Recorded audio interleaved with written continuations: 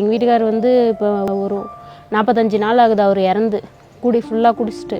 எனக்கும் எங்கள் அப்பா 10th படிக்கும்போது இறந்ததால் படிக்க வைக்க எங்கள் அம்மாவுக்கு சப்போர்ட் யாரும் இல்லாதால் என்னை அப்படியே நிறுத்திட்டாங்க, படிக்க வைக்க முடியாத. இப்போது நான் அந்த மாதிரி பண்ணாதே, என் குழந்தைங்க படிப்பு மட்டும்தான் இப்போ முக்கியம், படிப்பால் தான் குழந்தைங்க வளரணும் அப்படின்ற முடிவில் இந்த ஏவி ஸ்கூலை இது பண்ணியிருக்கேன்.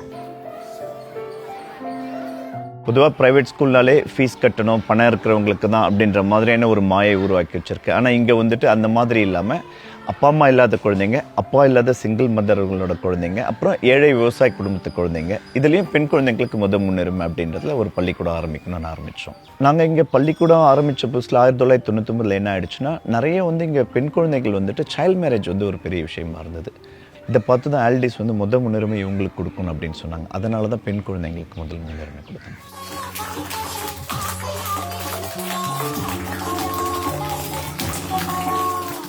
என் கணவர் இறந்து 20 வருஷம் ஆகுது. இவன் 1.5 வயசு குழந்தை, இவன் தம்பி 6 மாதத்து குழந்தை. எனக்கு 2 பையன்.